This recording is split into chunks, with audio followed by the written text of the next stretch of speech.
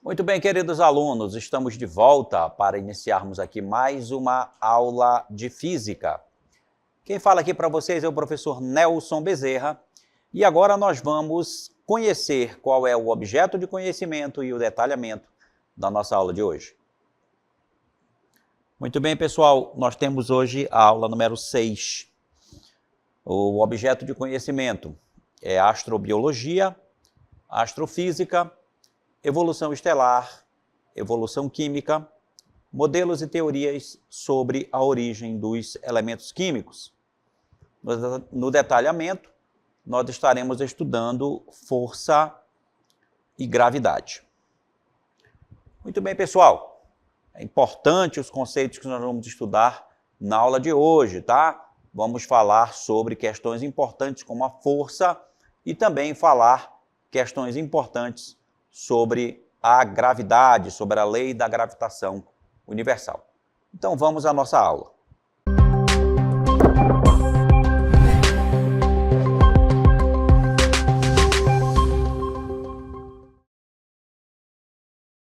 Muito bem, pessoal. Vamos começar então a nossa aula de hoje fazendo aqui uma definição muito importante, que é de um ramo da física importantíssimo para nós, que é exatamente a dinâmica.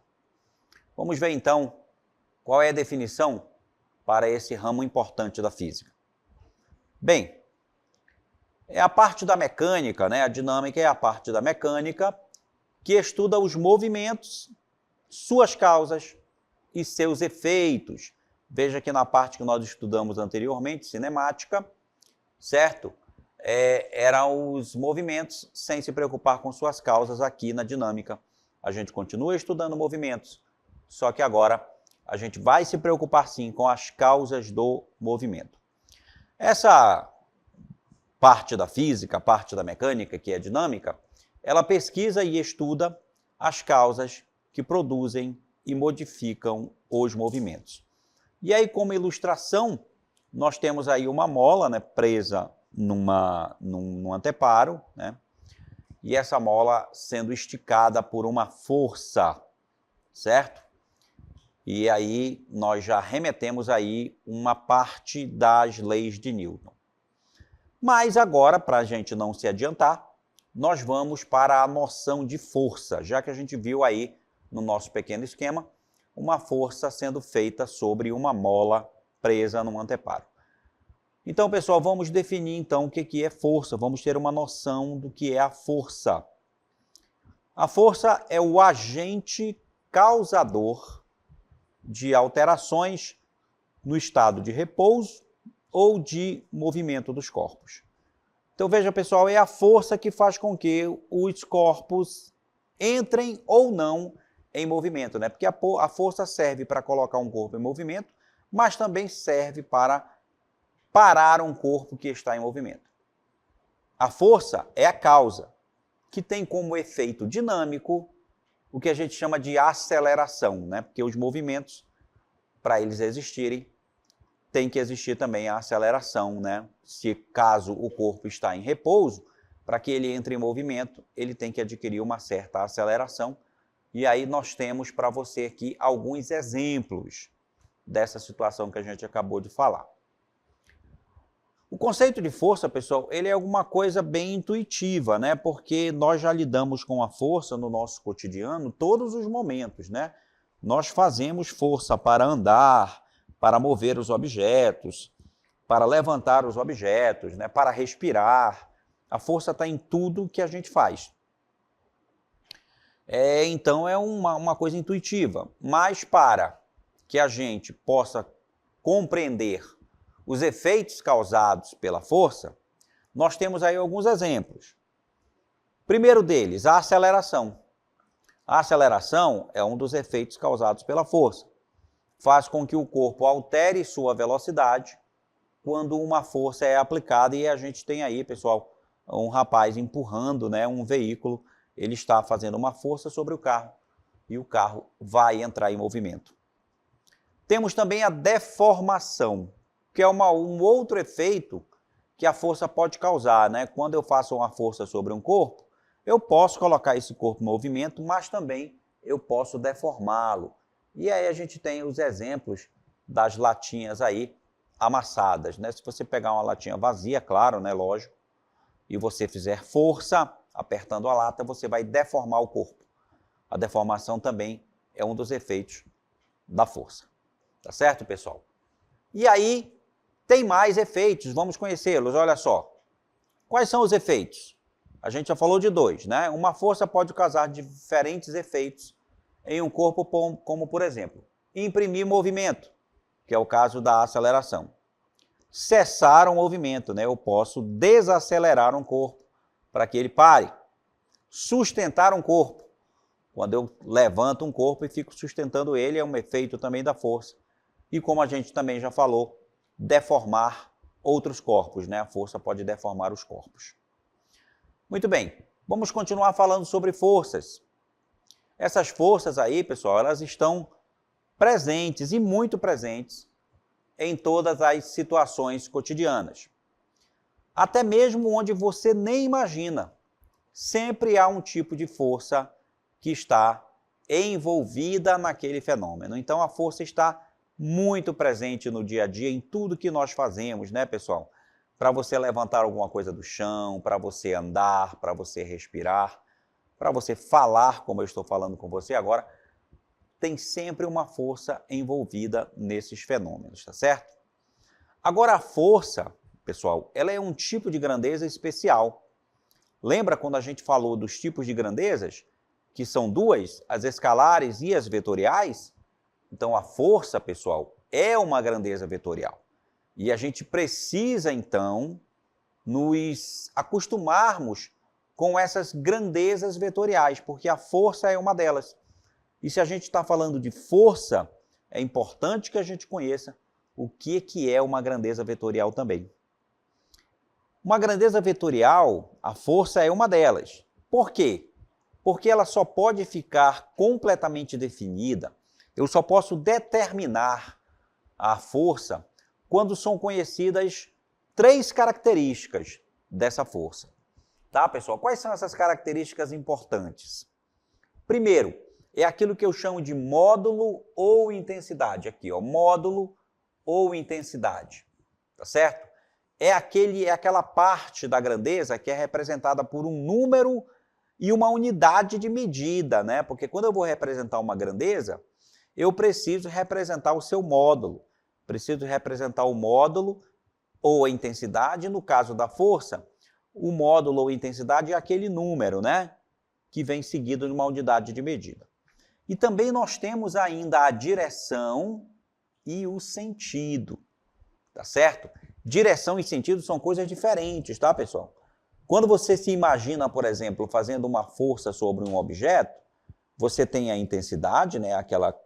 Aquele número que vai definir qual é a intensidade da força, mas essa força deve ser feita em alguma direção. Por exemplo, se você vai levantar um tijolo do chão, né? Quando você aplica a força, essa força tem direção vertical. Tá certo, pessoal? Quando você aplica, você quer levantar o tijolo do chão, então é uma força na vertical. Agora, pode ter dois sentidos, né? Essa vertical pode estar subindo ou pode estar descendo. Você pode estar empurrando o tijolo para fincar ele na terra, por exemplo, ou para ele ficar mais baixo, ou levantando o tijolo. Tem dois sentidos. É o sentido para cima ou para baixo. Então, aí eu preciso definir direção e sentido corretamente. Essas grandezas vetoriais são representadas por vetores. E a unidade de medida da força no sistema internacional é aquilo que a gente chama de Newton, em homenagem, claro, ao nosso querido Isaac Newton, né, que foi uma das mentes mais brilhantes que já existiram na humanidade. Então, a unidade de força no sistema internacional tem esse nome em homenagem a Isaac Newton. Muito bem, pessoal. Vamos continuar falando agora de tipos de força, porque eu vou ter dois tipos distintos de forças. Eu vou ter aquelas forças que eu chamo forças de contato, e aí pelo próprio nome você já deve perceber que uma força de contato é aquela que, para ser aplicada, tem que ter contato físico entre o agente que aplica e o corpo que vai receber a força. Então, o que são forças de contato? São Aquelas em que há necessidade de contato físico, tá? Entre os corpos para que neles atuem essas forças. Exemplo, quando puxamos ou empurramos um corpo. Bem, para que você puxe um corpo é necessário que você vá lá, toque no corpo e puxe ele, se você quer empurrar da mesma forma. Então é uma força que eu chamo de contato. Além das forças de contato, pessoal, nós teremos também as forças de campo. Vamos colocar aí, então, forças de campo são aquelas que atuam à distância, sem a necessidade de contato entre os corpos. Olha só. E aí, pessoal, eu vou dar um exemplo aqui para vocês de uma força de contato, que é exatamente a gravidade, né? A força gravitacional. Não precisa de contato físico. Veja só, você está inserido no campo gravitacional da Terra e se você, por exemplo, solta um objeto de qualquer altura, esse objeto cai. Qual é a força que está agindo sobre aquele objeto quando ele está caindo? É a força da gravidade, é a força do campo gravitacional da Terra. Então a gravidade é uma força de campo, né? A força gravitacional é uma força de campo, não precisa de contato para agir. Uma outra força que eu posso dar exemplo também é a força magnética, né? Quando você pega um ímã, por exemplo, se você já brincou com um pequeno ímã, você vê que ele atrai os corpos metálicos, mas à distância. Não precisa você encostar o ímã, né, no corpo metálico para ele ser atraído. Ele atrai à distância. Então é uma força também de campo. Muito bem. Agora nós vamos falar aqui sobre as características da força. Muito bem. O que uma força tem? Quais são as suas características? Aí nós temos, primeiro, ponto de aplicação. O que é o ponto de aplicação? É o ponto onde a força atua. É o ponto onde a força vai agir naquele corpo. Então nós chamamos isso aí de ponto de aplicação. Temos também o módulo ou intensidade. Esse módulo ou intensidade ele é o valor da força. É o valor numérico, tem um número que vai medir essa intensidade da força. E a sua unidade de medida, como eu já comentei, é o Newton. Temos também a direção. O que é a direção? É a reta da direção da força. Se você está aplicando uma força horizontal, se você está aplicando uma força vertical ou uma força inclinada com um determinado ângulo, né, a direção da reta de aplicação dessa força é a direção da força. E temos também o sentido, porque toda direção tem dois sentidos. Ou vai para um lado ou vai para o outro. O sentido é a orientação da força em uma direção qualquer. Tá certo? Então, por exemplo, como eu já falei lá do tijolo que você quer levantar, né? É uma força vertical, tem direção vertical. Mas aí ela pode ser aplicada de cima para baixo ou de baixo para cima. Tá certo? De cima para baixo ou de baixo para cima. São os dois sentidos que a gente pode aplicar na direção vertical. E assim toda reta vai ter dois sentidos. Quando você tem uma reta, uma linha para você caminhar, por exemplo, você pode ir para a direita ou para a esquerda, para cima ou para baixo. Tem sempre um sentido. Então aí o sentido é uma outra característica da força. Temos aqui uma imagem para mostrar para você interessante, né? Que mostra exatamente essas situações. Veja só, eu tenho aí um bloco, né? Um bloco de uma certa massa, e tem duas pessoas aí, a pessoa que está no ponto B e a pessoa que está no ponto C, aplicando forças diferentes sobre esse bloco. Observe aqui que o rapaz aqui que está no ponto B, ele está aplicando uma força de intensidade 80 newtons. Esse 80 newtons, pessoal, nada mais é do que a intensidade ou o módulo.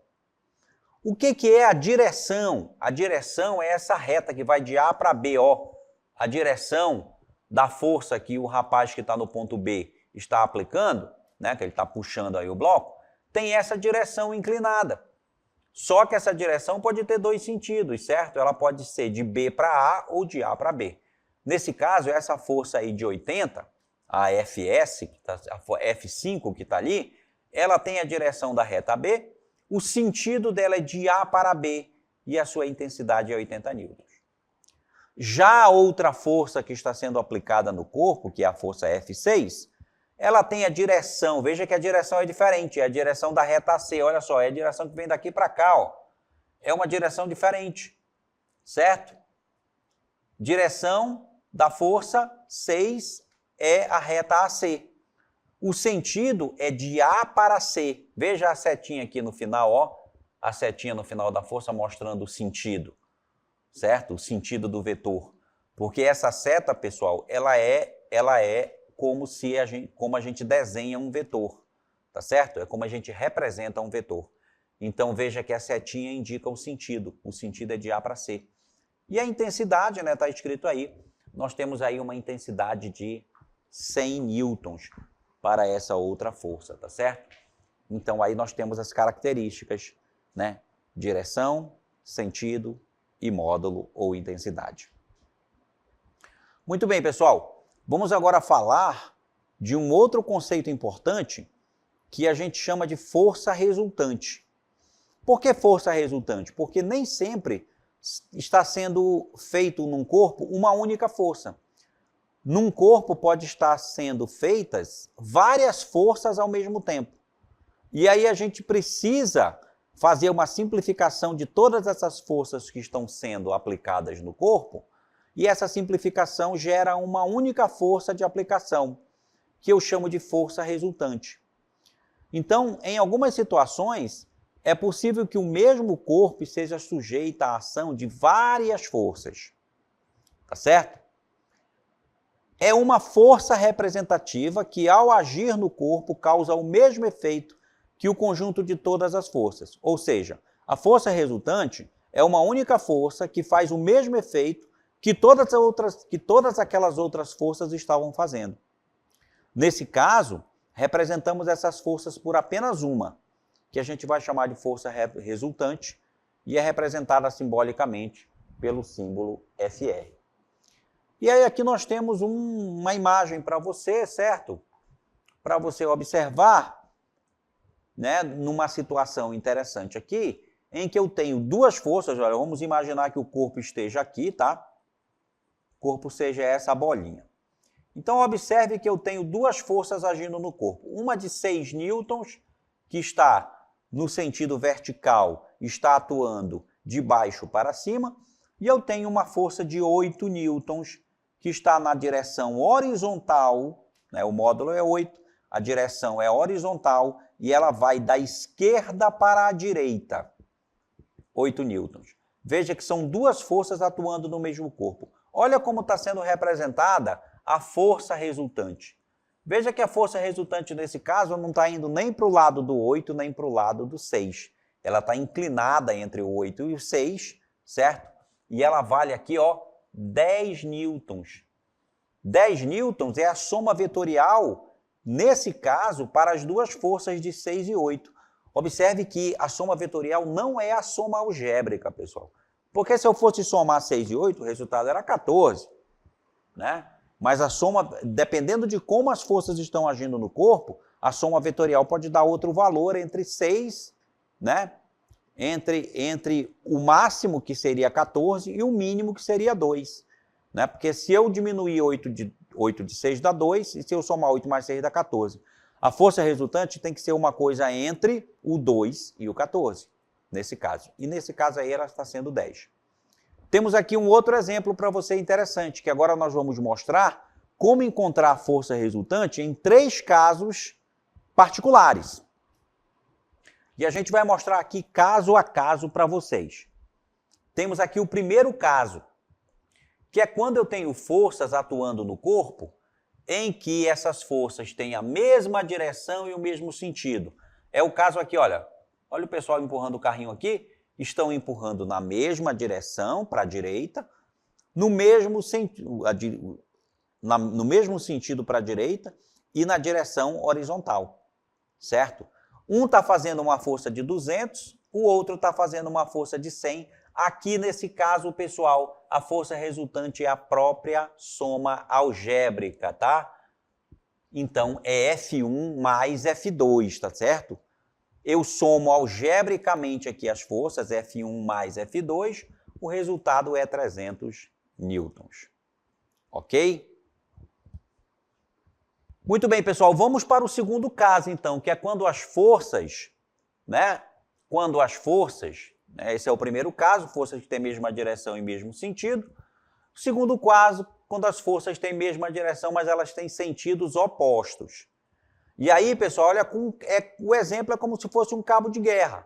Eu tenho aqui um rapaz aplicando uma força de 80 para a esquerda e o outro rapaz aplicando uma força de 100 para a direita. Nesse caso, a força resultante nada mais é do que a subtração, né? A força resultante aqui vai ser exatamente 100 menos 80, e nesse caso a força resultante vale 20 newtons. Tá?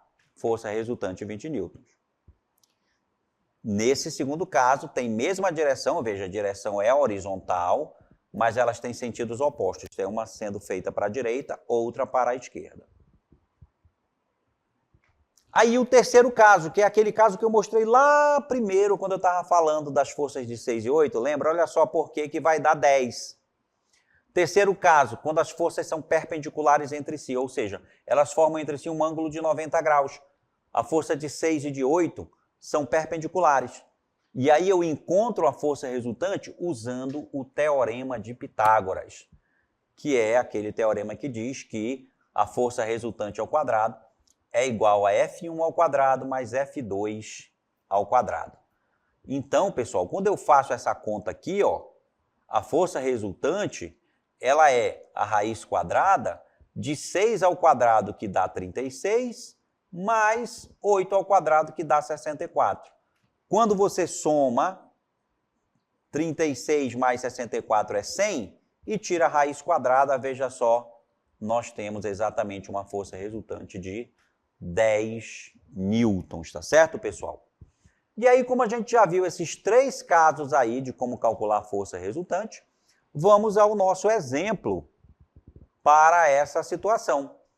Olha aqui, calcule a resultante das forças 40 newtons e 30 newtons nas seguintes situações. Olha só, quando elas estiverem em mesma direção e mesmo sentido, quando elas estiverem em mesma direção e sentidos opostos, sentidos contrários, e quando elas forem perpendiculares entre si. Vamos lá então para a solução aqui da letra A. Lembrando que as forças são 40 e 30, se elas estiverem em mesma direção e mesmo sentido, basta que eu faça a soma dessas duas forças. Olha só, a força resultante é F1 mais F2, tá certo? F1 vale 40, F2 vale 30, e o resultado, então, é 70 newtons. Basta somar, né, pessoal?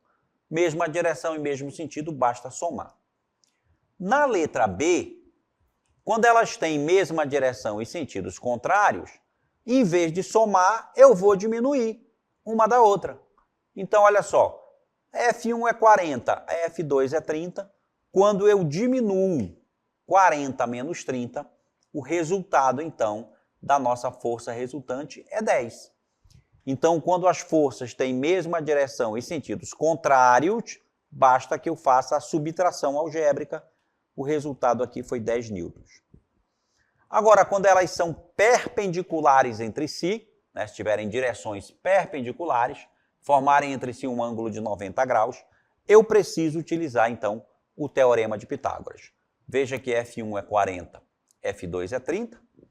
Então, a equação diz o seguinte, olha, a força resultante é a raiz quadrada de F1 ao quadrado mais F2 ao quadrado. Substituindo aqui o F1 por 40 e o F2 por 30, nós vamos ter 40 ao quadrado mais 30 ao quadrado. 40 ao quadrado, pessoal, é 1.600, está aqui, ó. 30 ao quadrado é 900, está aqui. Aí eu somo 1.600 mais 900 e eu vou encontrar que a força resultante é a raiz quadrada de 2.500. E a raiz quadrada de 2.500, pessoal, é 50. Então, nesse caso aqui, a força resultante é 50 newtons utilizando aí o Teorema de Pitágoras. É um pouquinho mais complicado, mais trabalhoso, não é tão complicado, mas é trabalhoso, mas não é difícil de resolver. Você pega aí sua calculadora, você resolve rapidamente quando elas forem perpendiculares entre si. Muito bem, vimos aí as forças e os 3 casos de como calcular forças resultantes. Agora nós vamos falar sobre a lei da gravitação universal. A lei da gravitação universal, ela estabelece que se 2 corpos possuem massa, olha só, basta que os corpos tenham massa, eles sofrem a ação de uma força atrativa, pessoal, a força gravitacional, ela é sempre atrativa, isso é muito importante, viu? A força gravitacional, ela sempre atrai, ela nunca repele, entendeu? É um dos grandes mistérios aí da natureza, por que a força gravitacional, ela não repele, só atrai. Então, ela é proporcional ao produto de suas massas e inversamente proporcional ao quadrado da distância entre elas, tá certo? Resumindo, vamos ver aqui uma imagem resumindo aí a nossa lei da gravitação universal. Então, olha só, aí eu tenho a imagem do Sol e da Terra, que a lei da gravitação universal, ela atua, né, no nosso sistema solar, né, nos planetas, mas atua em qualquer corpo que tenha massa, tá, pessoal? Todo corpo que tem massa atrai outro corpo que tem massa também. Acontece que nos corpos que têm massa muito pequena, essa força ela é imperceptível, ela é desprezível. Então, todos os corpos do universo atraem-se mutuamente com uma força diretamente proporcional ao quadrado de suas distâncias, né? Diretamente proporcional ao produto de suas massas e inversamente proporcional ao quadrado de sua distância. E aí nós temos o esquema aí do Sol e da Terra, né? Com o F, né, que é a força de atração entre eles. O módulo desse F aí é igual para os dois. E a distância que separa os 2 planetas aí é D. Então, a lei da gravitação universal, ela é definida em termos da constante de gravitação universal, cujo módulo é esse número aí, pessoal, 6,67408 vezes 10 a menos 11 Newton vezes metro quadrado por quilograma ao quadrado. Esse é o valor de uma constante que vai aparecer na equação matemática que eu vou já mostrar para vocês da lei da gravitação. Então, pessoal, a lei da gravitação universal, ela foi descoberta e desenvolvida exatamente pelo físico inglês Isaac Newton. E foi capaz de prever os raios das órbitas de diversos astros, bem como explicar teoricamente a lei empírica descoberta por Johannes Kepler, que relaciona o período orbital ao raio da órbita de 2 corpos que se atraem gravitacionalmente. Por meio da proposição da lei da gravitação universal, foi possível predizer o raio das órbitas planetárias, o período de asteroides, eventos astronômicos como eclipses, determinação de massa e raio de planetas e estrelas e muito mais coisas aí foram possíveis através dessa lei. E a fórmula que nós temos aí da gravitação universal é essa aí, pessoal. A principal fórmula utilizada na gravitação universal estabelece que o módulo da força gravitacional entre 2 massas é proporcional ao produto de suas massas e inversamente proporcional ao quadrado da distância entre elas. E você vê a fórmula aí. E esse G que aparece aqui, pessoal, é aquela constante de gravitação universal, tá? 6,67 vezes 10 a 11. M é a massa de um dos planetas, de um dos corpos, M pequena é a massa do outro, e D é a distância. Aqui nós temos um esquema mostrando, então, toda a equação, né? F, né? Esse F é a força de gravitação, aqui nós temos o G, certo? E aí a multiplicação da massa dividida pela distância ao quadrado. E aí nós temos, né, pessoal, o módulo da força de atração gravitacional é F, G é a constante de gravitação, M é a massa ativa, M pequena, massa gravitacional passiva, e D é a distância entre as massas ao quadrado. Muito bem, pessoal, eu finalizo aqui a aula com vocês, eu espero que vocês tenham gostado. e espero vocês aqui numa próxima oportunidade.